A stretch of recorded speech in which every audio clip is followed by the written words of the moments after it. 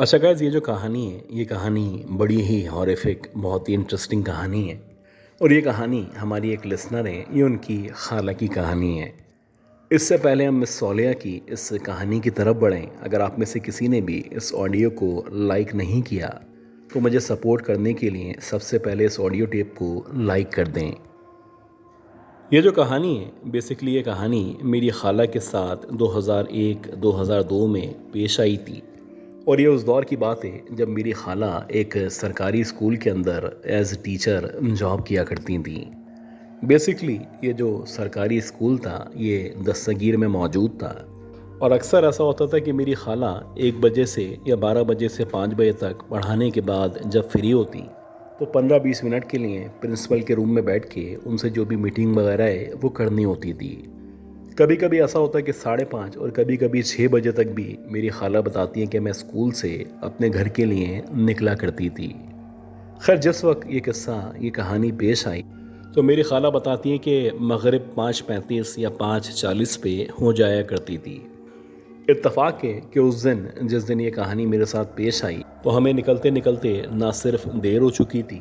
बल्कि बारी बारी जितने भी असातिज़ा थे वो सारे के सारे अपने अपने घरों की तरफ रवाना हो चुके थे। सिर्फ हमारी प्रिंसिपल थी जो अंदर रूम के अंदर मौजूद थी, और मैं अपनी क्लास के अंदर बैठी हुई इक्का दुक्का जो कॉपीज़ रह चुकी थी उनको चेक कर रही थी। खैर, जबकि मैं कॉपियाँ चेक कर रही थी तो मैं एक ऐसे रूम में मौजूद थी कि मेरे लेफ़्ट साइड पे एक बहुत बड़ी सी गैलरी या कॉरिडोर मौजूद था, और यह रास्ता मुख्तलिफ़ क्लासेस से होता हुआ सीधा वॉशरूम या किचन की तरफ जाया करता था। अब जब आप कोई काम कर रहे होते हैं, ख़ास तौर पे जब आप कॉपी वगैरह चेक करते हैं, तो आपका जो फोकस है ज़ाहिर सी बात है वो कॉपीज़ के ऊपर होता है। लेकिन बावजूद इसके कि हमारा जो ध्यान है वो कॉपीज़ के ऊपर होता है, अगर कोई हमारे अतराफ से या लेफ़्ट और राइट से गुज़रे तो हमें हल्का सा महसूस हुआ करता है। वैसे ही कुछ मेरे साथ हुआ कि मैं कॉपी चेक कर रही थी और मुझे ऐसा लगा कि मेरे लेफ़्ट साइड से, यानी जहाँ पे क्लासरूम का डोर या बाहर वाला हिस्सा मौजूद है, कोई गुज़रा है। और जो भी गुज़रा है वो बहुत फुर्तीले अंदाज में, बहुत तेज़ रफ्तारी के साथ गुज़रा है, और कुछ इस तरह से गुज़रा है कि ऐसा लगा जैसे कोई हल्की सी रोशनी है जो मेरे बराबर में से गुज़रती हुई महसूस हुई है। खैर, मैं अपने काम को जल्द अज जल्द मुकम्मल करना चाहती थी, तो बजाय इसके कि मैं निकल के बाहर आती, देखती कि आखिर कौन है, मैंने सोचा कि हो सकता है कि प्रिंसिपल देखने के लिए गई हों, कहीं कोई क्लासरूम के अंदर कोई बच्चा तो नहीं रह गया। तो मैंने दोबारा से जो भी मेरा काम था उसको करना शुरू कर दिया। मेरा ख्याल है कि अभी काम करते करते मुश्किल से 1 या 1.5 मिनट मज़ीद गुजरा होगा। अब मुझे दोबारा से ऐसा लगा कि कोई बहुत ज़्यादा तेज़ रफ्तारी के साथ ना सिर्फ गुजरा है, बल्कि जैसे ही यहाँ से कोई गुजरा तो मुझे हल्की सी एक धीमी सी खुशबू का एहसास हुआ है।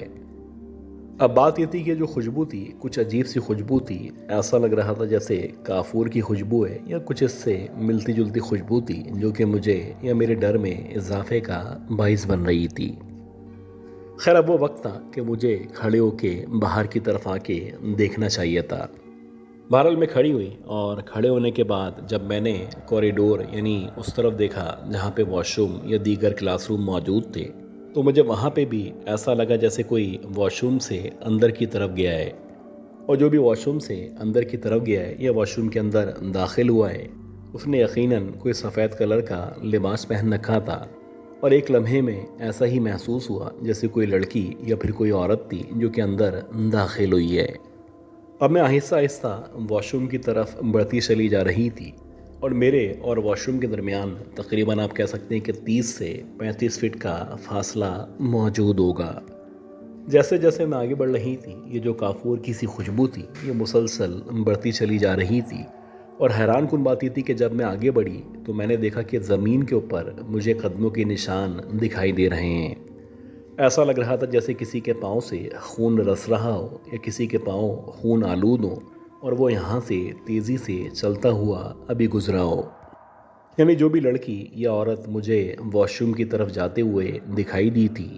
यकीनन उसके पाँव से या तो खून रस रहा था या फिर उसका जो पाँव था वो किसी भी वजह से ज़ख्मी हो सकता था। लेकिन अजीब बात ये थी कि ये जो कदमों के निशान थे, ऐसा लग रहा था इसकी जो उंगलियां हैं वो पीछे की तरफ मौजूद हैं, जबकि इन पाँव में जो एड़ी वाला हिस्सा था वो आगे की तरफ वाज़े तौर पे देखा जा सकता था। हर गुज़रते हुए लम्हे के साथ साथ मेरी जो कैफ़ियत थी वो बड़ी अजीब से अजीब होती चली जा रही थी। मैंने बचपन में भी, लड़कपन में भी बहुत सारे इस तरह के किस्से, इस तरह की कहानियाँ सुन रखी थी। लेकिन आज जो कुछ मैं देख रही थी या जो कुछ मेरे सामने मौजूद था वो एग्जैक्टली वही था जिसकी ख्वाहिश मैं कभी भी नहीं कर सकती थी। खैर इतना तो यकीन हो चला था कि ये जो पाँव, जो कि उल्टे पाँव के निशान हैं, ये किसी न किसी ख़तरे की अलामत हैं, और अगर मैं इन पाँव को फॉलो करते करते वॉशरूम की तरफ जाऊंगी तो हो सकता है मेरा सामना उस मखलूक से हो जाए जिस मखलूक को मैं ज़िंदगी में कभी भी देखना नहीं चाहती। खैर अल्लाह जानते कि मैंने जैसे तैसे वहाँ से मुड़ के आयतल कुर्सी पढ़ते हुए जब मैंने प्रिंसिपल के रूम की तरफ बढ़ना शुरू किया तो मुझे बाकायदा किसी के पीछे से हंसने की या कहका लगाने की आवाज़ सुनाई दी। हैरान कुन बात ये थी कि ये जो आवाज़ थी ये बाकायदा एक लड़की की आवाज़ थी। ऐसा लग रहा था जैसे कोई मेरी बेबसी का या मेरे पलट के वापस मुड़ने का मजाक उड़ा रहा है। खैर अल्लाह जानता है कि जब मैं प्रिंसिपल के रूम के अंदर आई और जब मैं वहाँ पे पहुँची तो एकदम से मैंने बेख्तियार होके रोना शुरू कर दिया। अब जब प्रिंसिपल ने मेरी ऐसी हालत देखी तो वो मुझसे पूछने लगी कि बेटा सब खैरियत तो है। खैर मैंने जैसे तैसे उनको इस वाक़े के बारे में बताया और जब उन्होंने ये पूरा का पूरा किस्सा, पूरा वाक़या सुना तो वो कहने लगी कि बेटा परेशान मत हो, इस स्कूल के अंदर या इस जगह पे अक्सर इस तरह की मखलूक़ात नज़र आया करती हैं। तुम ऐसा करो कि रिलैक्स हो जाओ, आयतल कुर्सी पढ़ो, और कभी भी कोई इस तरह का काम हो तो कोशिश करो कि अकेली क्लासरूम के अंदर हरगिज़ ना बैठो। खैर मैंने जब तक वहाँ पे जॉब की मैंने कोशिश की कि किसी भी सूरत 5:10 तक अपने घर के लिए रवाना हो जाऊं।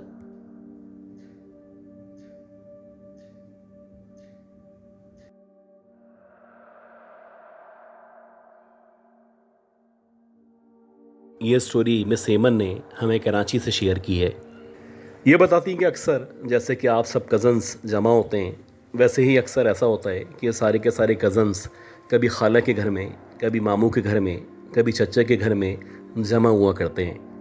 और जैसे कि हमेशा होता है कि जब बहुत सारे कज़न्स जमा होते हैं तो कोई ना कोई इस तरह की बात की जाती है, कोई ना कोई इस तरह का किस्सा, इस तरह की कहानी सुनाई जाती है जो कि हमेशा के लिए यादगार रहे। ये बताती हैं कि वैसे ही अभी यानी कुछ अरसे पहले जब जून चल रहा था तो हम सारे के सारे कज़न्स अपनी नानी के साथ मौजूद थे। तो हम तमाम कज़न्स ने अपनी नानी से रिक्वेस्ट की कि कोई कहानी सुनाएं, और ऐसी कहानी सुनाएं जो कि ना सिर्फ खौफनाक हो बल्कि सच्ची भी हो। खैर हमारे रिक्वेस्ट करने पे हमारी नानी ने हमें एक ऐसी कहानी सुनाई जो कि कराची की कहानी है, और कराची का एक बहुत मशहूर इलाका है जिसे आमतौर पे पाक कॉलोनी कहा जाता है, वहाँ की कहानी थी। इससे पहले कि हम इस कहानी की तरफ बढ़े, अगर आप लोगों ने इस ऑडियो टेप को अब तक लाइक नहीं किया तो मुझे सपोर्ट करने के लिए इस ऑडियो टेप को लाइक कर दें।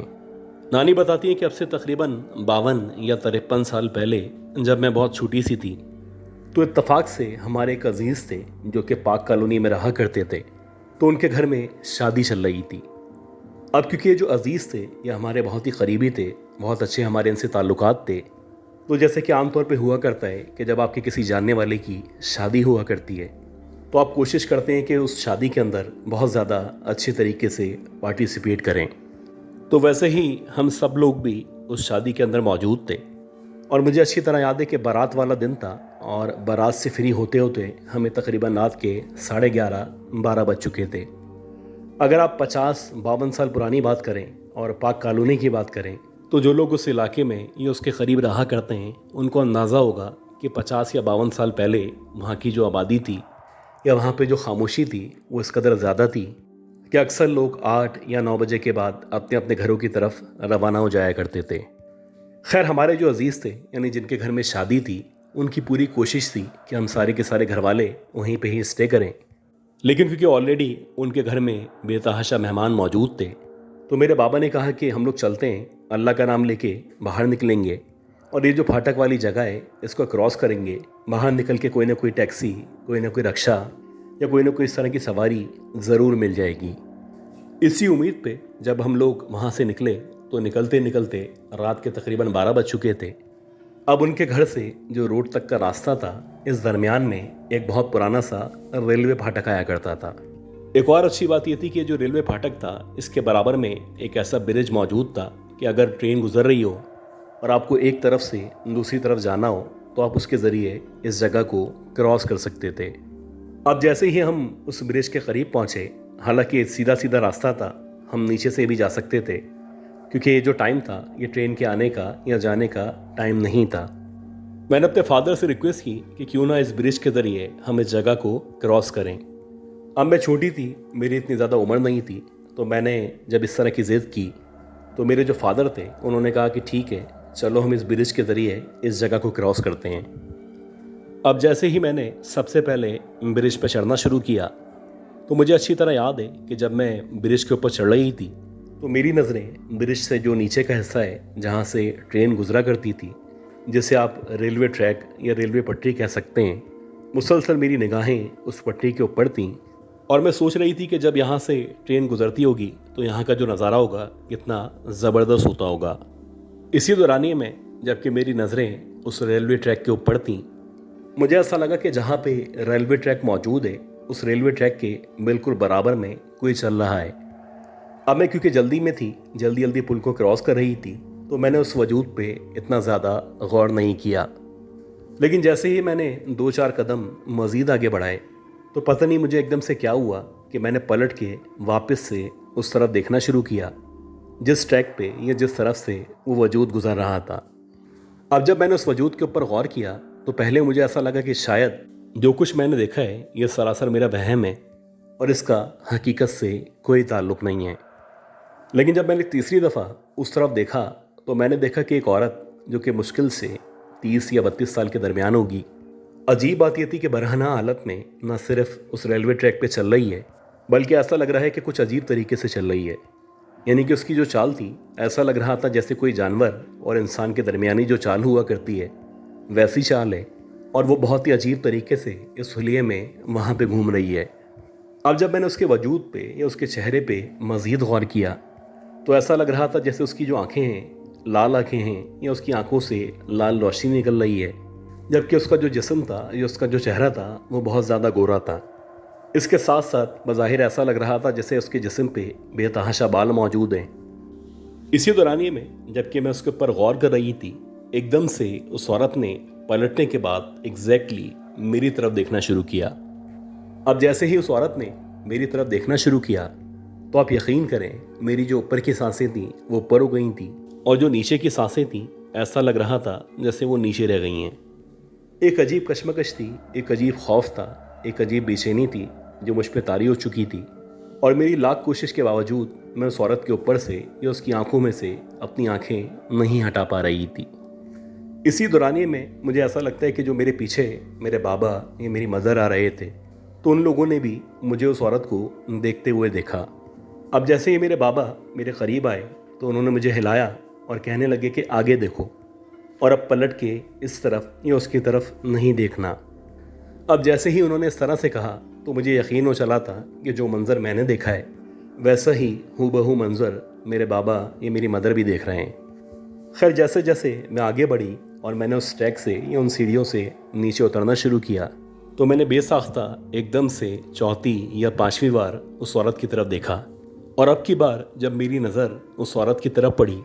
तो उस जगह पे ना ही वो औरत मौजूद थी और ना ही लग रहा था जैसे अब से पहले वो यहाँ से पैदल जा रही थी। बहरहाल जब हम लोग सीढ़ियों से उतरने के बाद नीचे आए और हमने रोड की तरफ बढ़ना शुरू किया तो इसी दौरानिए में मुझे ऐसा लग रहा था कि मेरे साथ साथ जो मेरे वालिदैन मौजूद हैं उन्होंने मुसलसल कुरानी आयत की तिलावत शुरू कर दी है। इस पूरे रास्ते में मुसलसल वो तिलावत करते रहे, और ख़ास तौर पे जो मेरी अम्मी थी मुसलसल मेरे ऊपर दम दुरूद करती रहीं। खैर, जैसे तैसे करके जब अल्लाह का नाम लेके हम लोग अपने अपने घर पहुँचे तो घर पहुँचते ही मुझे ऐसा लग रहा था जैसे मुझे शदीद बुखार हो चुका है। मेरे जो घर वाले थे, ख़ास तौर पे जो मेरी अम्मी थी, मुसलसल मुझ पर दम दुरूद कर रही थी, और इसी दौरानिए में उस दौर में जो हमारी नानी हुआ करती थी वो भी कोई तावीज़ लेके मेरे पास आ गई थी। मुझे अच्छी तरह याद है कि ये जो 10 दिन थे या 11 दिन थे, इन 10-11 दिनों में मेरी जो तबीयत थी वो बेहद ख़राब थी। ان 10 یا 11 دنوں میں اکثر مجھے محسوس ہوتا جیسے وہی عورت جو کہ برہنہ حالت میں مجھے وہاں پہ نظر آئی تھی میرے اطراف میں یا میرے کمرے میں موجود ہے، اور نہ صرف میرے اطراف میں میرے کمرے میں موجود ہے بلکہ مسلسل میری طرف دیکھ کے مسکرا رہی ہوتی ہے۔ اسی طرح جیسے جیسے ٹائم گزر رہا تھا ویسے ویسے جب میری طبیعت نارمل ہو رہی تھی تو بالآخر کچھ عرصے بعد جب میں تھوڑی سینسز میں آئی تو میں نے اپنی امی سے پوچھا کہ امی، جس عورت کو میں نے اس رات وہاں پہ دیکھا تھا کیا وہ عورت آپ کو بھی نظر آئی تھی؟ تو یہ سننے کے بعد جو میری امی تھیں پہلے تو وہ اس بات کو نظر انداز کرنے لگیں، لیکن جب میں نے ان سے ضد کی، ان سے انسسٹ کیا اور ان کو مجبور کیا کہ وہ مجھے بتائیں، تو انہوں نے کہا کہ بیٹا بات اس طرح سے کہ جس رات ہم لوگ وہاں سے آ رہے تھے تو ہمیں اس سے پہلے بھی پتہ تھا کہ یہ جو ریلوے پھاٹک ہے، خاص طور پہ جو ٹریک ہے، اس ٹریک کے اوپر بہت سارے حادثات پیش آئے، بہت ساری عورتوں نے، بہت سارے بچوں نے، بہت سارے مردوں نے نہ صرف خودکشی کی ہے بلکہ بہت سارے لوگ اپنی جانوں سے ہاتھ دھو بیٹھے ہیں۔ ہمارے جو بڑے تھے وہ ہمیں گئے وقتوں میں بھی منع کیا کرتے تھے کہ رات کے اوقات میں خاص طور پہ مغرب کے بعد اس جگہ سے گزرنے سے پرہیز کیا جائے۔ اور جہاں تک اس عورت یا چڑیل کے نظر آنے کا تعلق ہے تو ہاں، جب تم وہاں سے گزر رہی تھی، تم ہم سے آگے چل رہی تھی، تو وہ عورت تمہیں ٹریک کے اوپر یا ٹریک کے سائیڈ میں اس حالت میں نظر آ رہی تھی، جبکہ وہی عورت ایگزیکٹلی میں نے جہاں پہ ریلوے ٹریک موجود تھا اس کے ساتھ ہی ایک چھوٹا سا کمرہ تھا، اس کے سامنے بھی کھڑی ہوئی نظر آ رہی تھی۔ یعنی وہ جو بھی عورت تھی یا جو بھی مخلوق تھی وہ نہ صرف تمہارے سامنے وہاں پہ موجود تھی بلکہ دوسری طرف بھی اسی کی ہم شکل، اسی کے جیسے حلیے میں ایک عورت کھڑی ہوئی تھی۔ اور یہ جو منظر تھا نہ صرف تم نے دیکھا تھا بلکہ ہم تمام لوگوں نے اس منظر کو دیکھا تھا، اور ہمیں اندازہ ہو چکا تھا کہ جو بھی مخلوقات ہمیں نظر آ رہی ہیں یہ یقیناً ہمیں کوئی نہ کوئی نقصان پہنچانے والی ہیں۔ اور ایسے ہی ہوا کہ جب ہم گھر پہنچے تو تمہاری طبیعت خراب ہو چکی تھی۔ اب یہ سننے کے بعد نہ صرف میری نانی بتاتی ہیں کہ میرے رونگٹے کھڑے ہو گئے تھے بلکہ میں نے اس کے بعد سے توبہ کر لی تھی کہ کسی بھی صورت میں رات کے اوقات میں اس ایریا سے، خاص طور پہ پاک کالونی کے اس ٹریک سے نہیں گزرنا ہے۔